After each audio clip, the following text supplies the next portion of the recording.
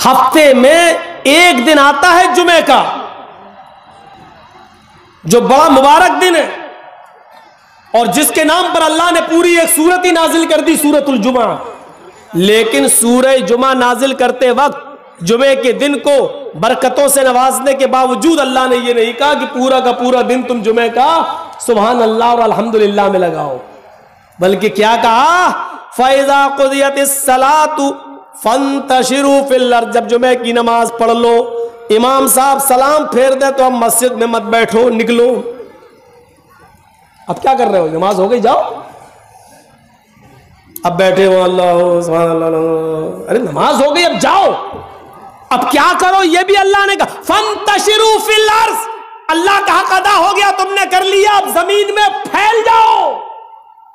जमीन में फैल कर क्या करो, वब्तगू मिन फज़लिल्लाह, अल्लाह ने जो रिस्क उतारा उसको तलाश करो, अपने बीवी बच्चों के लिए मेहनत करो, कमाओ, रिक्शा चलाओ, जंगलों में जाकर लकड़ियां काटकर बाजार में बेचकर अपनी बीवी और बच्चे का पेट भरो।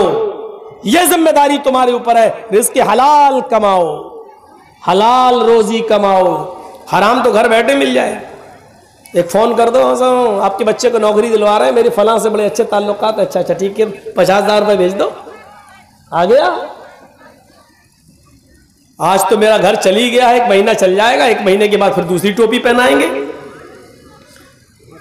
कहा वब्तगू मिन फज़लिल्लाह, रिस्क तलाश करो अल्लाह का। जुमे का दिन भी पूरा का पूरा अल्लाह ताला ने ये नहीं कहा कि इबादत में गुजार दो, और ये बैठा हुआ है वहां अल्लाह अल्लाह, बीवी बच्चों को सबको छोड़े हुए अल्लाह अल्लाह।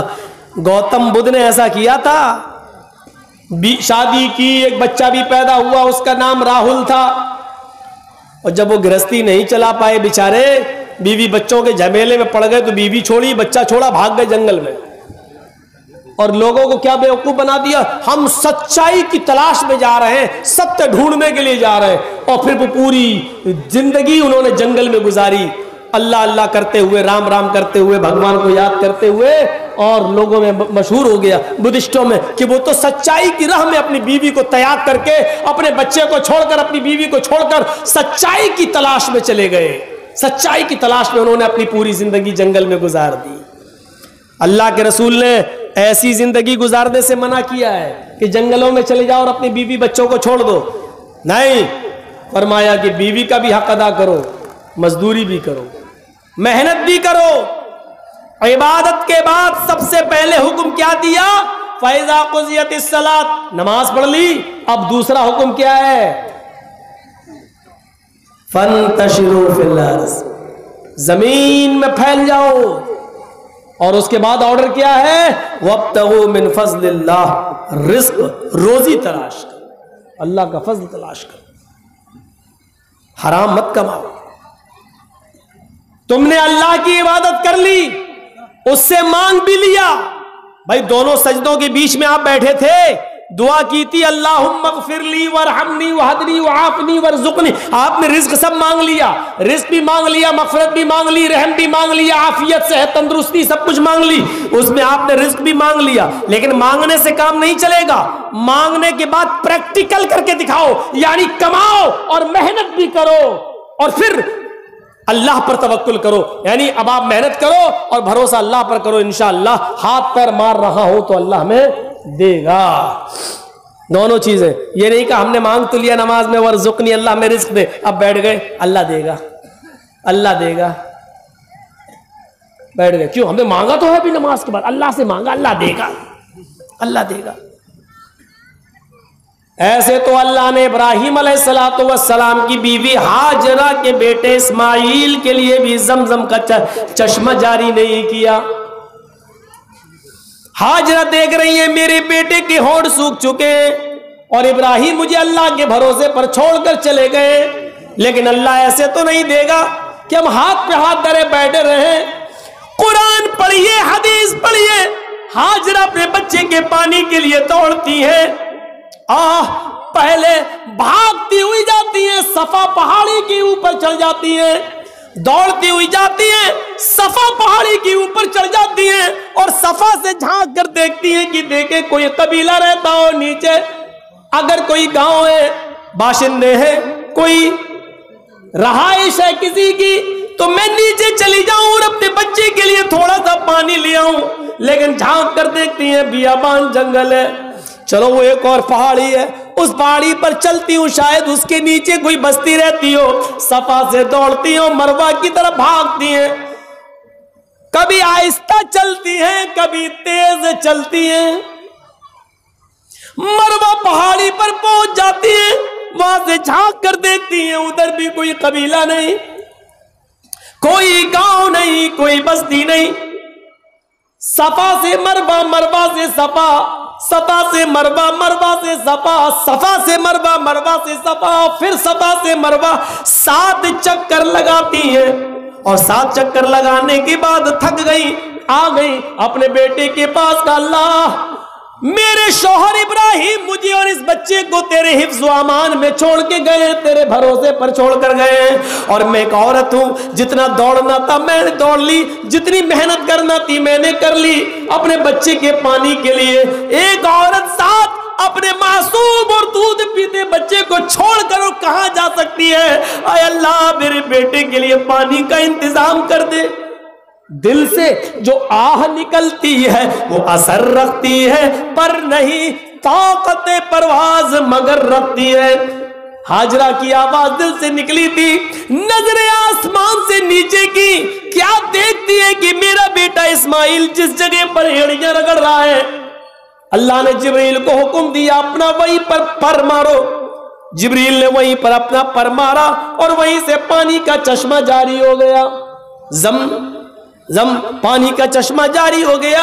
हाजरा ने पानी को बहते हुए देखा तो उसकी मुंडेर बांधने लगी, ये बह ना जाए, पानी कहीं खत्म ना हो जाए। वो बेचारी मुंडेर बांधने लगी, मिट्टी से खड़ा कर करके उसकी मुंडेर बांधने लगी। अल्लाह के नबी ने फरमाया, अल्लाह हाजरा पर रहम फरमाए, अगर हाजरा ने उस पानी को घेरा ना होता, उस पानी को घेरा ना होता तो अल्लाह ताला उस पानी को सारी दुनिया में पहुंचा देता, और जब सारी दुनिया में पहुंच जाता तो कदर खत्म हो जाती। जो चीज आसानी से मिल जाए तो उसकी कदर खत्म हो जाती है। आज गंगा जल की कोई कदर नहीं है। आदमी ले तो लेता है लेकिन जल्दी पीना नहीं चाहता, क्योंकि वो जानता कि गंगा में कितने लोग क्या क्या करते हैं, वो जानता है। लेकिन अकीदा है इसलिए ले आता है, बेचारा भरकर ले आता है। लेकिन आज उस गंगा की कोई कदर नहीं है। बस गंगा माँ है दर्जे में, लेकिन कदर क्या? उसी में लोग लैट्रिन कर रहे हैं, उसी में पेशाब कर रहे हैं, उसी में डुबकी लगा रहे हैं, उसी में नहा रहे हैं, सब कुछ कर रहे हैं, और फिर वही पानी पी भी रहे हैं, तो कदर खत्म हो जाती है। हाजरा बार बार पानी को रोक रही हैं और अपनी अबरानी जबान में बोलती जा रही हैं, जम जम जम जम, यानी रुक रुक, अरे ठहर, कहां जा रहा है, रुक रुक, ठहर ठहर। उस पानी का नाम ही पड़ गया जमजम। उन्होंने बोला था जम जम, रुक रुक रुक, अरे ये तो रुक कहती जा रही है। उस पानी का नाम अल्लाह के रसूल ने भी उसको बदला नहीं, वही रहने दिया जो हाजरा की जबान से निकला था। बताने का मकसद यह है कि हाथ पे हाथ धरे हुए वो भी नहीं बैठी रही, अल्लाह पे भरोसा मेरे बेटे को पानी मिल जाएगा। दौड़ना उनको भी पड़ा। हाजरा दौड़ रही है। इब्राहिम अलैहिस्सलाम अपनी बीवी और बच्चे को अल्लाह पर भरोसा करके छोड़ गए और दावत तौहीद के लिए निकल गए। निकलना उनको भी पड़ा। हम लोग इतने बड़े मजबूत आदमी हैं कि एक जगह बैठ जाए अल्लाह अल्लाह अल्लाह अल्लाह करते रहे, हमें तो आसमान से मिलेगा। इसीलिए मैंने कहा कि ये जहां मिले समझ लो यह सबसे बड़ा हराम खोर है। ये बोझ है पूरे समाज के ऊपर, सोसाइटी के ऊपर ये आदमी बोझ है। मेहनत करना सीखो, मेहनत। तो बात थोड़ी सी आगे, आसिना साधु तो मना, वो साधुओं की तरह रहेगा। साधु उसको नहीं कहते हैं, साधु उसको कहते हैं कि जिसके पास सब कुछ हो, बहुत कुछ हो, लेकिन उसने अपने ऊपर खर्च ना किया हो, सब गरीबों और मिस्किनों पर लुटा दिया हो, इसको क्या बोलते हैं? साधु। और अल्लाह के रसूल इस तारीफ पर फिर बैठते थे। सब कुछ था, अल्लाह के रसूल गरीब थे? नहीं। जो कहता है अल्लाह के नबी गरीब थे वो कभी कभी ज्यादा ही गुलू कर जाता है। अच्छा, आपके कितने जानवरों की कुर्बानी कर लेंगे? मुश्किल से 1 बकरा, 2 बकरा, बहुत हुआ 3, या बड़े जानवर में आप हिस्सा डाल लेते हैं। 3-4 जानवरों से बड़ा अमीर आदमी भी 2-3-4 जानवरों से ज्यादा कुर्बानी नहीं कर पाता है। लेकिन अल्लाह के रसूल सल्लल्लाहु अलैहि वसल्लम ने 100 ऊंटों की कुर्बानी की। और अरब के अंदर एक ऊंट बड़ा महंगा माना जाता है जिसको सुर्ख ऊंट कहा जाता है। सुर्ख ऊंटों की कुर्बानी की 100। जब अल्लाह के नबी ज़िबा करने के लिए तैयार हो गए, नहर करने के लिए, तो 63 ऊंटों को अल्लाह के रसूल ने अपने हाथ से नहर किया। और उसके बाद में आपने खंजर नेजा दे दिया हजरत अली को, बकिया ऊंट है तो मेरे, लेकिन आप नहर करिए। तो बकिया जो 37 ऊंट बचे थे वो हजरत अली ने 100 सुर्ख ऊंटों की कुर्बानी की थी अल्लाह के रसूल ने। 100 ऊंटों की कुर्बानी करने वाला गरीब होगा, लेकिन 100 ऊंटों की कुर्बानी करने के बाद वो गोश्त आपका पता नहीं चला, सब गरीबों और मिस्कीनों में बट गया। दूसरे दिन भी अल्लाह के नबी सल्लल्लाहु अलैहि वसल्लम के पास उसमें से कुछ नहीं रह गया। इसको कहते हैं जिसके पास सब कुछ हो लेकिन उसने अपने ऊपर खर्च ना किया हो, लोगों पर लुटा दिया हो, गरीबों और मिस्किनों पर लुटा दिया हो। खदीजा अरब की बड़ी रईस औरत थी। अल्लाह के रसूल से जब निकाह हुआ तो खदीजा की सारी दौलत के मालिक अल्लाह के नबी बन गए। खदीजा ने अपनी सारी दौलत अल्लाह के नबी पर निछावर कर दी, लीजिए आप रसूल बन गए हैं, पैगंबर, मेरी दौलत आप दीन के काम में लगाइए। अरब की सबसे रईस औरत, और निकाह के बाद वो दौलत नबी के पास आ जाए। लेकिन ताज्जुब यह है, आज 18, 20, 22 साल का लड़का अभी दरी पे सो रहा है, चटाई पे सो रहा है, और 22 साल के बाद अगर उसकी शादी हो जाए तो फिर कहां सोता है? डबल बेड पर सोता है। क्यों? अब वो जो बिस्तर मिला है उसको ससुराल से, अब उस पे सो रहा है, स्टाइल बदल गई। अभी तक साइकिल चला रहा था, शादी के बाद अब वो हीरो होंडा चला रहा है, स्प्लेंडर चला रहा है, यामा चला रहा है। अब तो और स्टैंडर्ड गाड़ियां आ रही हैं, वो चला रहा है। क्यों? ये भीख में मिली है। समझ गए ना? ज्यादा रगड़ने की जरूरत नहीं है।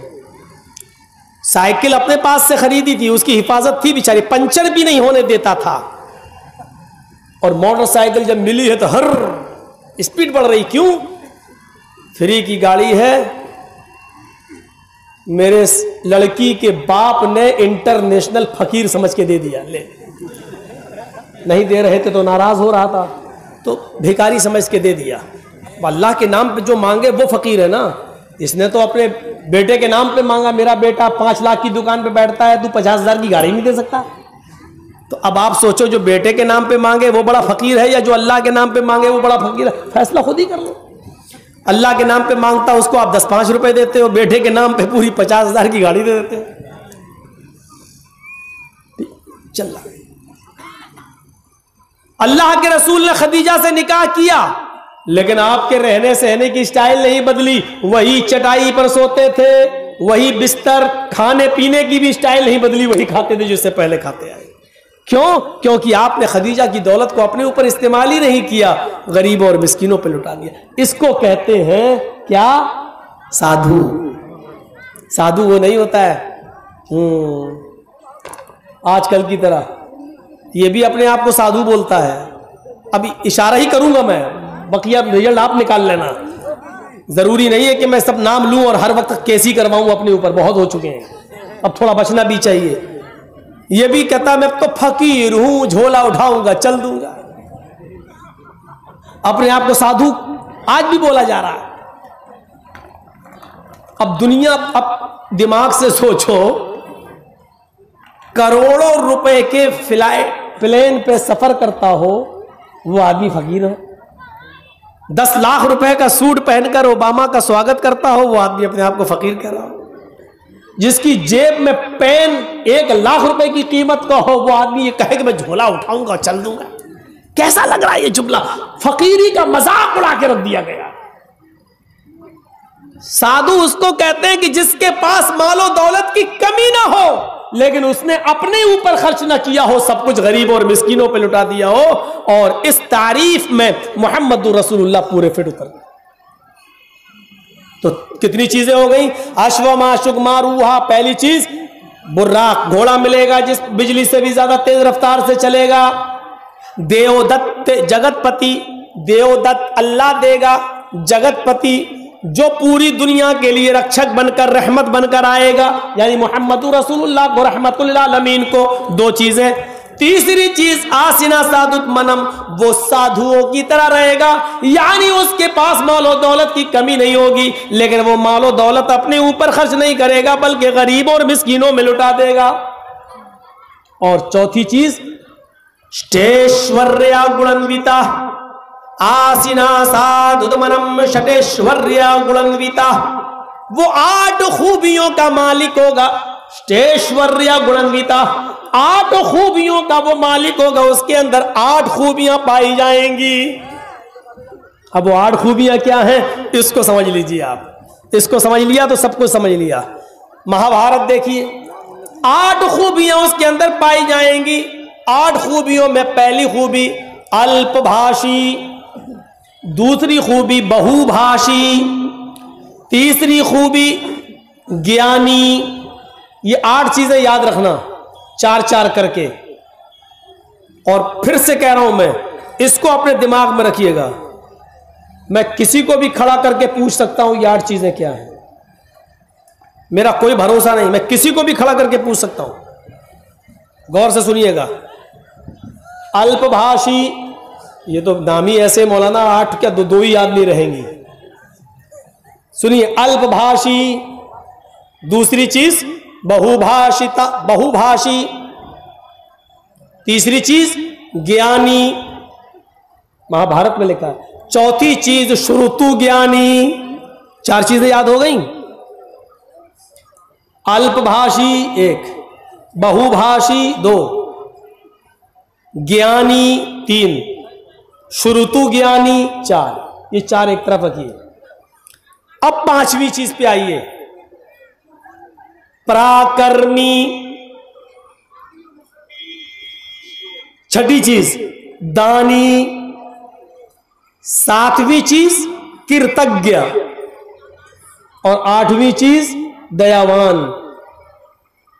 यूपी के चीफ मिनिस्टर योगी को भी मालूम नहीं होंगी, राम भक्त हैं, लेकिन महाभारत की 8 चीजें उनको मालूम नहीं होंगी। और उनको क्या, इनको भी मालूम नहीं होंगी, फकीर साहब को। राम के नाम पे बस जिंदगी काटेंगे, लेकिन किताबों से कोई वास्ता नहीं। और अगर किताबें पढ़ लें अपनी, सच कहता हूं, जो हिंदू धर्म को सच्चे दिल से अगर पढ़ ले, तो वो ऐसा हो नहीं सकता जैसे ये आज है। मैं दावे के साथ कहता हूं। अब सुनिए एक एक का मतलब।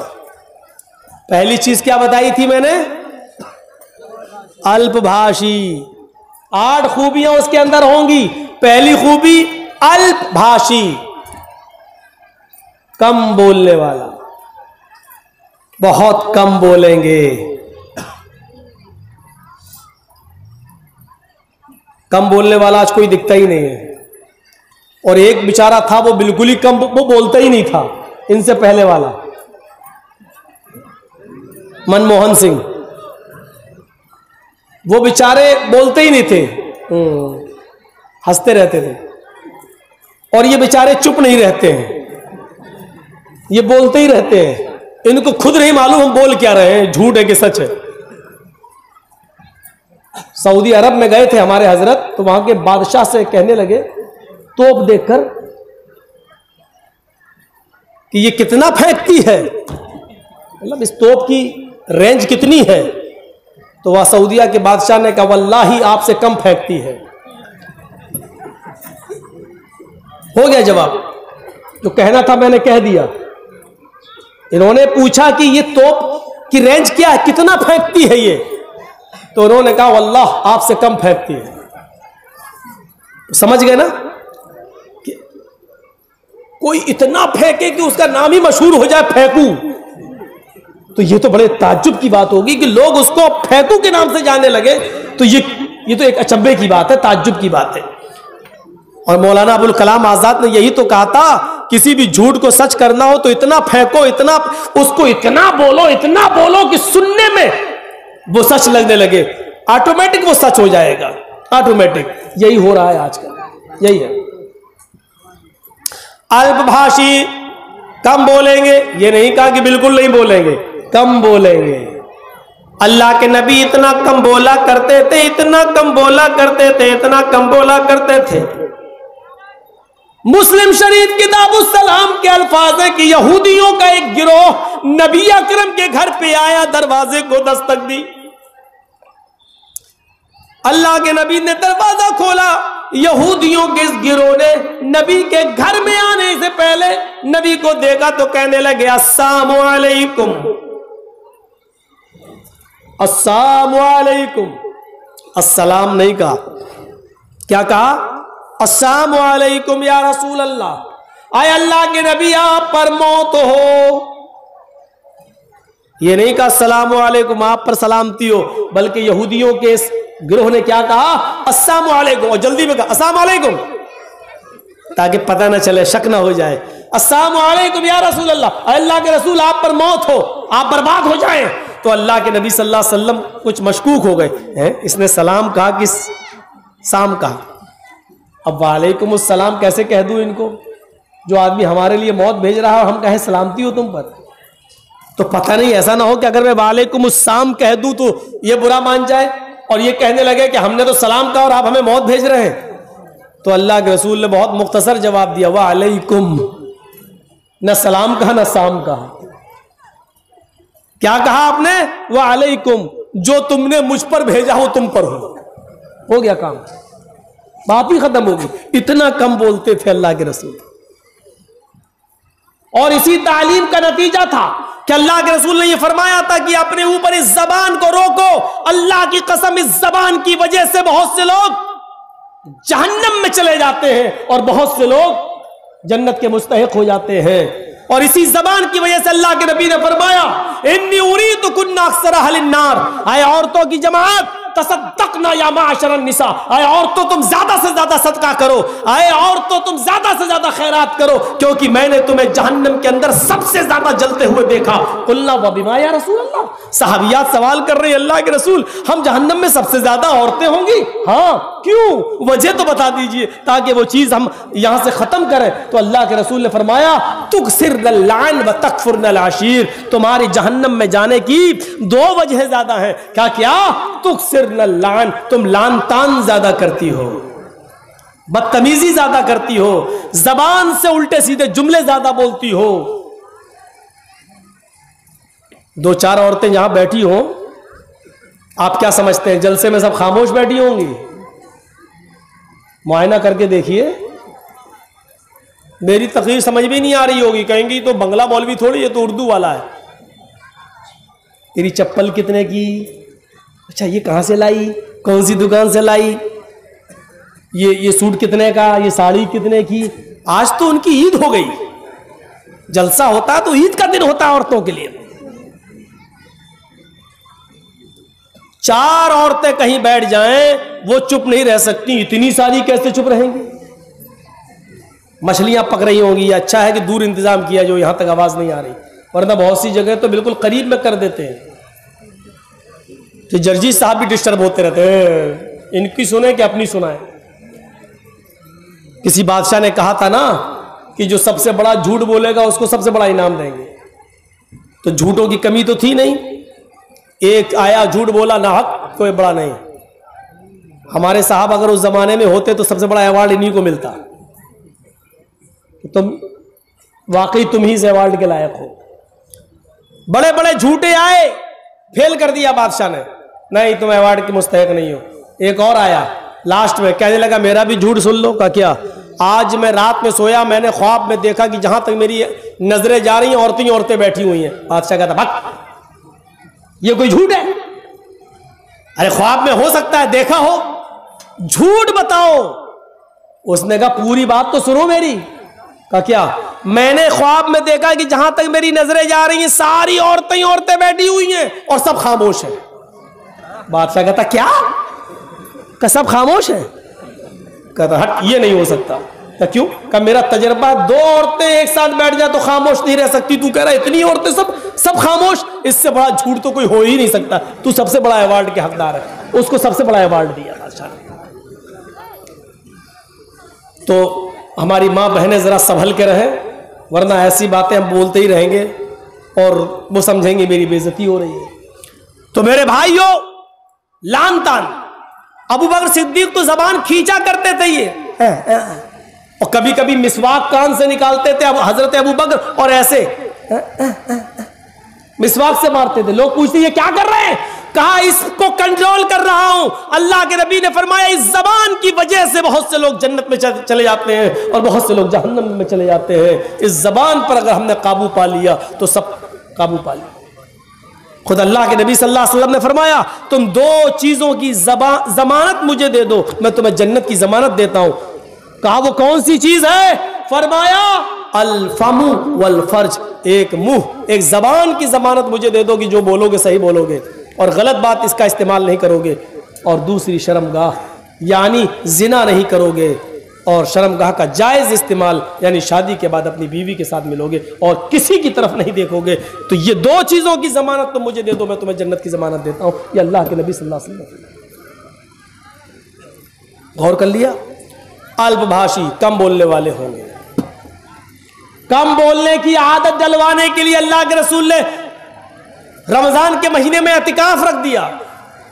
आदत डालो, जबान पर कंट्रोल करो, एतिकाफ में बैठो। ये 10 दिन जब तुम कम बोलोगे और अपना ज्यादा से ज्यादा वक्त जिक्र और अस्कार में लगाओगे तो तुम्हारी आदत बन जाएगी।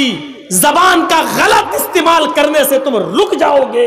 ऐसे काम बताए हैं अल्लाह के नबी सल्लल्लाहु अलैहि वसल्लम ने जिन पर अमल करके हम जबान को गलत गीबत, चुगली, हसद, कीना, बुग़्ज़, जिना, दुश्मनी से रोक सकते हैं। पहली चीज क्या बताई महाभारत में? कम बोलने वाले होंगे। यह सिफत अल्लाह के नबी के अंदर पाई जाती थी। दूसरी सिफत बहुभाषिता, मुस्तकबिल की, भविष्य की बातें बताएंगे। मुस्तकबिल की बातें, भविष्य की बातें बताएंगे। इसका यह मतलब नहीं कि वो आलिमुल गैब होंगे। अल्लाह ताला जो नबी अकरम को बताएगा, जिब्राइल जो बताकर जाएंगे, वो अल्लाह के नबी लोगों को बताएंगे। मा यंतिकु अनिल हवा, मेरे नबी अपनी जबान से, अपनी मर्जी से कुछ नहीं बोलते। इन हुआ इल्ला वह्यु यूहा, वो जो कुछ भी बोलते हैं अल्लाह की तरफ से वही के आ जाने के बाद बोलते हैं। मुस्तकबिल की, फ्यूचर की बातें अल्लाह के नबी ने बताई। ऐसा होगा, कयामत से पहले ऐसे होगा। जिन मकानों में तुम रहते हो उनकी दीवारों से गाने की आवाजें आएंगी, आ रही हैं। शराब हद से ज्यादा बढ़ जाएगी, बोलने की जरूरत ही नहीं है। इंडिया का सर्वे है, हर 5 में से 1 आदमी शराबी है। 1 आदमी शराबी है। इस एतबार से अगर 1 करोड़ की संख्या मान ली जाए हिंदुस्तान की, तो उसमें 20 लाख शराबी। एक मिसाल दे रहा हूं, 1 करोड़ नहीं है, 100 करोड़ है। अगर 1 करोड़ की तादाद मान ली जाए हिंदुस्तान की, तो उसमें 20 लाख शराबी है। 100 करोड़ की तादाद मान ली जाए हिंदुस्तान की, तो उसमें 20 करोड़ शराबी है। और 20 करोड़ शराबी में 10 करोड़ सिर्फ मुसलमान ही मुसलमान है, और बकिया 10 करोड़ के अंदर हिंदू, सिख, जैनी, क्रिश्चियन, यहूदी, बुद्धिस्ट, जैनी, ये सारी कौमें मिलाओ तो 10 करोड़। आधे सिर्फ मुसलमान हैं और आधे में सारी कौमें शामिल है। ये इंडिया का सर्वे कह रहा है। जिस मजहब के गाइड ने, रहबर ने, रहनुमा ने, मोहम्मद रसूलुल्लाह सल्लल्लाहु अलैहि वसल्लम ने जिस शराब को जितना ज्यादा हराम करार दिया है, आज उसी कौम के उसी नबी के मानने वाले आज उसके दिलदादा बने बैठे हैं। आज उसको पानी की तरह, पेप्सी और थम्सअप की तरह पी रहे हैं और फख्र कर रहे हैं। शराब नोशी इनके अंदर हद से ज्यादा बढ़ चुकी है। शराब पीकर घर में आते हैं तो अपनी माँ को माँ नहीं, बहन को बहन नहीं और बेटी को बेटी नहीं समझ रहे हैं। माशाल्लाह, ये 5000